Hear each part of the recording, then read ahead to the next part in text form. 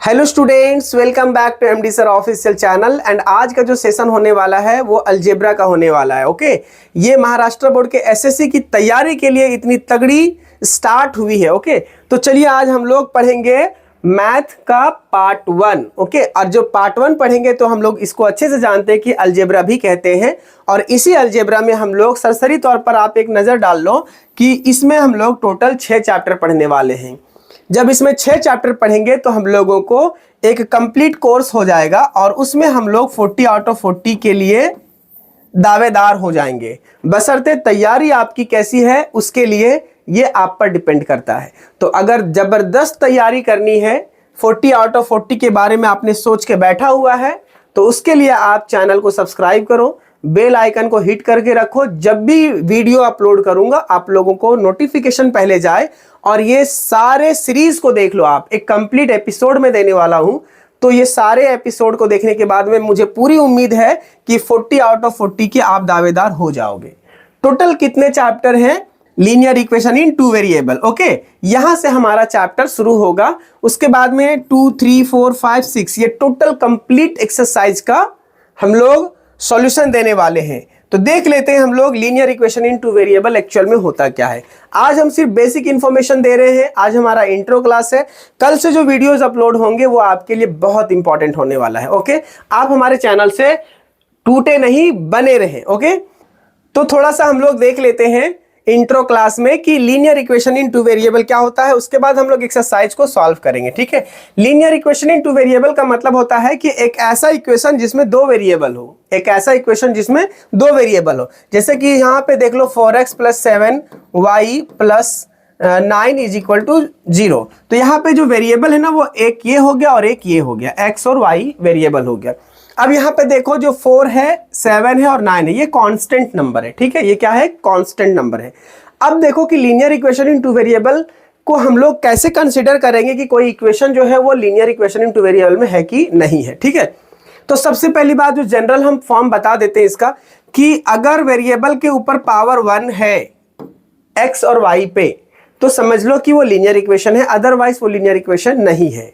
पहला ना होने की और भी कंडीशन है कि अगर ये जो है ना 4 और 7 इस जगह पे अगर 0 0 हो ना तो भी ये लीनियर इक्वेशन नहीं होगा। ठीक है, तो at the same time a और b इसको हम कंसीडर करेंगे। अगर a और b तो इस टाइम पे हम लोगों को क्या होगा कि अगर 0 है तो वो लीनियर इक्वेशन नहीं है। आप यहां से भी देख लो। ठीक है, कि अगर हमारा वेरिएबल के ऊपर जो पावर है कंटेनिंग है ना, जो डिग्री है ना, जो पावर और डिग्री एक ही बात है, अगर 1 हो तो वो लीनियर इक्वेशन इन 2 वेरिएबल है, अदरवाइज वो लीनियर इक्वेशन इन 2 वेरिएबल नहीं है। ठीक है, अब हम लोग देखते हैं कि जनरल फॉर्म क्या होता है लीनियर इक्वेशन इन 2 वेरिएबल का। ठीक है, तो जनरल फॉर्म क्या होता है? अभी मैंने बताया कि ax + by + c = 0, ये हमारा general form of linear equation है। ठीक है, इस बात को याद रखना। यहां पे भी देखो आप ax + by + c = 0 is the general form of linear equation. ठीक है, तो कुछ अलग नहीं है इसमें और बहुत ज्यादा मतलब आपको परेशान होने की जरूरत नहीं। कुछ एग्जांपल्स यहाँ पे दिया हुआ है, देखो आप यहाँ पे माइनस हो प्लस हो से कोई मैटर नहीं है। डिवीजन और मल्टीप्लीकेशन सिर्फ नहीं होना चाहिए, माइनस प्लस होगा तो कोई प्रॉब्लम नहीं है। यहाँ पे भी देखो आप ऐसा ही एज इट इज है। अगर इसको हम इस साइड लाएंगे 3x - 4y और +12 = 0 करेंगे तो ये भी हमारा लीनियर इक्वेशन है। ठीक है, अब हम लोग थोड़ा सा एक एक्टिविटी की ओर बढ़ते हैं और उस एक्टिविटी से हम लोग पता करेंगे कि ये इक्वेशन को कैसे हम लोग चेक करेंगे लीनियर इक्वेशन है कि नहीं है। तो रीजन के साथ में बताता हूं। यहाँ पे देखो पहले वाले में तो मैंने अभी कंडीशन वाला बताया कि 2 वेरिएबल है, कांस्टेंट नंबर भी है यहाँ पे, तो क्या हो जाएगा? वो लीनियर इक्वेशन होगा। तो यस और नो में आपको जवाब देना है। ठीक है, अब यहाँ पे देखो वेरिएबल में पहले नंबर पे गलती है, x की पावर कितना है? 2 है और मैंने क्या बताया 1 है, तो ये क्या हो जाएगा?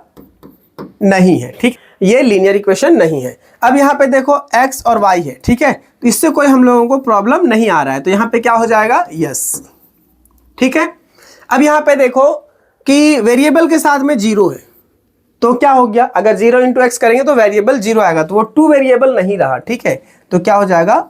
नो। ठीक है, अब दूसरे में देखो यहाँ पे कि 0.3x है, लेकिन यहाँ पे 0 के साथ में y वेरिएबल का मल्टीपल है, तो यहाँ भी क्या हो जाएगा? नो। ठीक है, अब उसके बाद देखो फ्रैक्शन में आ गया ना, ये डिनोमिनेटर हो गया वेरिएबल, जबकि वेरिएबल अगर हम इसको वैल्यू फाइंड आउट करेंगे 4 x, इसकी वैल्यू अगर लिखेंगे ना तो ये पावर -1 हो जाएगा, और जब पावर -1 होगा तो कभी भी वो equation linear equation in two variable नहीं होगा। ठीक है, ये हमेशा क्या होना चाहिए, सिर्फ 1 होना चाहिए। ठीक, अब उसके बाद देखो लास्ट वाले में यहाँ क्या है कि x y है और यहाँ पे y है, तो यहाँ पे देखो x और y, यहाँ पे x होता, यहाँ पे y होता तो चलता, ये वेरिएबल हो जाता है ना लीनियर इक्वेशन का।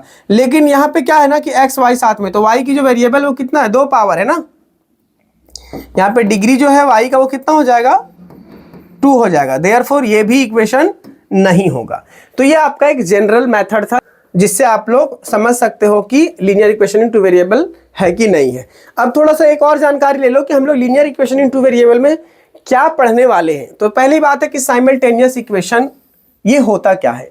साइमल्टेनियस इक्वेशन ऐसा कोई रैंडम 2 इक्वेशन रहेगा जिसमें से हम लोगों को x और y की वैल्यू फाइंड आउट करना है, मतलब 2 वैल्यू फाइंड आउट करना है। ठीक है, तो ये इस इक्वेशन को सॉल्व करने के लिए ना हमारे पास बहुत सारे ऑप्शन हैं। पहला नंबर में तो एक एलिमिनेशन मेथड से हम लोग सॉल्व कर सकते हैं। ठीक है, दूसरा बात आता है हमारा सब्स्टिट्यूशन मेथड। ओके, उसके बाद में हम लोग ग्राफिकल मेथड से भी सॉल्व करते हैं।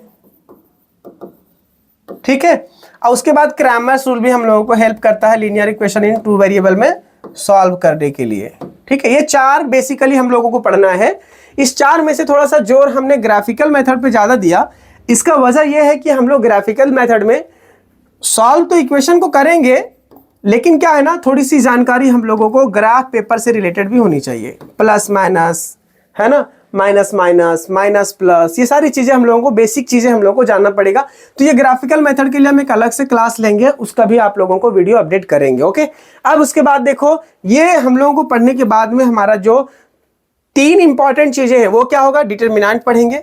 फिर उसके बाद डिटर्मिनेंट के बाद डिटर्मिनेंट्स के मेथड किससे, क्रैमर्स रूल में अप्लाई करेंगे। ठीक है, तो क्रैमर्स रूल तो मैंने यहाँ पे लिखा है, लेकिन इस पे हम एप्लीकेशन कैसे करेंगे डिटर्मिनेंट का क्रैमर्स रूल में, वो हम आप लोगों को बताएंगे।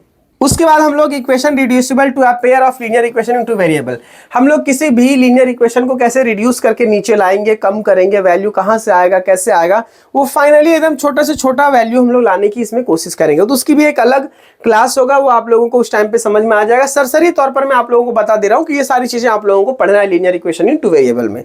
अब यहाँ पे देखो एप्लीकेशन पढ़ना है, तो देखो भैया अगर लीनियर इक्वेशन इन 2 वेरिएबल पढ़े तो जनरल लाइफ में हमारा कुछ यूज है उसका। ओके, तो हम लोग इस तरह के कैसे क्वेश्चन को क्रिएट करते हैं, या फिर लीनियर इक्वेशन इन 2 वेरिएबल से रिलेटेड किस तरह के क्वेश्चन हम लोगों को करना है, हमारे पर्सनल लाइफ में कैसे क्वेश्चंस क्रिएट होकर के आएंगे, तो उस तरह के क्वेश्चन को हम लोगों को फेस करना है। तो उसके लिए हम लोग पढ़ेंगे उसके एप्लीकेशन।